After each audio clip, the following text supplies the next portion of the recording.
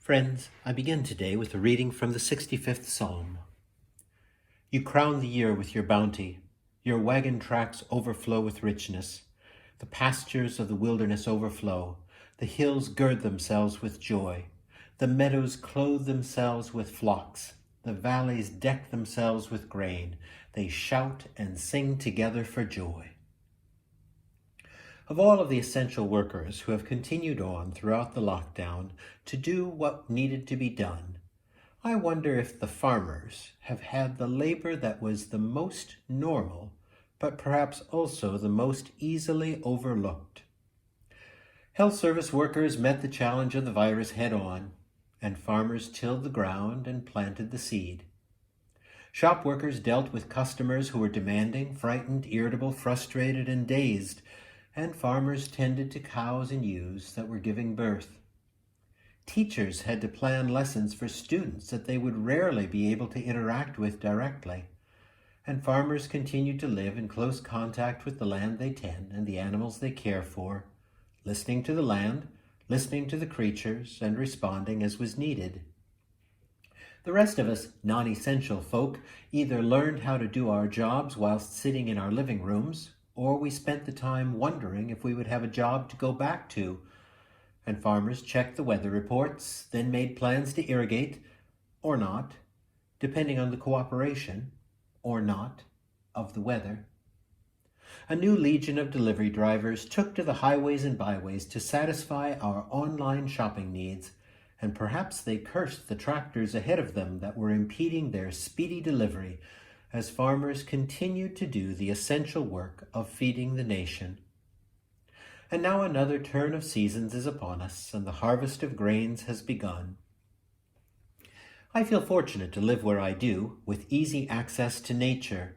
I've been able to walk almost every day, and my time out of doors has been good for my body, good for my mind, good for my soul. But I am a visitor in nature. I am a spectator, not a participant. My appreciation of the land and of the seasons remains naive and somewhat superficial. My livelihood does not depend on a correct response to a change in barometric pressure or on the right diagnosis of that lamb's troubling cough. My new theory is that the farmers will see us through this time of difficulty, partly because they have worked to ensure that we all are fed, but also because their lives on the land are a testament to us all that life goes on. Sometimes there are struggles, sometimes there are tragedies, sometimes there are unexpected blessings, and life goes on. Seasons come and seasons go. One year the planting is delayed by late winter rains that saturate the earth and leave every field a muddy bog. The next year, seeds are planted and irrigation begins almost immediately because the heavens will not release even a single drop of moisture. A storm makes a ruin of a field days before the harvest was to begin. A gate is left open, probably by a walker passing through, and half a day is wasted rounding up the cattle who had convinced themselves that the grass is always greener. And if farmers in the UK are anything like farmers in the United States, they spend a good portion of their time listening to market reports, wondering if the price they'll be paid will really make it all sustainable. I think there's much to be learned when we listen to the land and to the seasons, to the sky and to the earth. Those who tend the land, those who live within the rhythms of the seasons, those who spend half of their words cursing drought or flood and the other half singing praises to the miracle of life unfolding around them. Yes, I think these are the ones well suited to serve as prophets to a population largely separated from the lessons of the natural world. These are the ones to remind us that when difficulty and tragedy come, as they will, they remain for a time, and sometimes they are indeed bitter to bear. But then there will be a time of quiet and of regeneration, and a season of rebirth will come again. We bear the scars, we bear the griefs of dreams not realized, of hopes not fulfilled, of illness and loss and suffering. God knows this.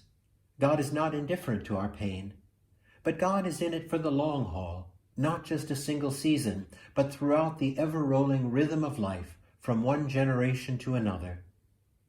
And God, the one who called time into being in the first place and set the seasons in their never-ending dance, God knows that in due course, with healing, with restoration, with time, all things may become fruitful and life-giving again, even a barren heart, a broken spirit, a parched life, a hardened mind.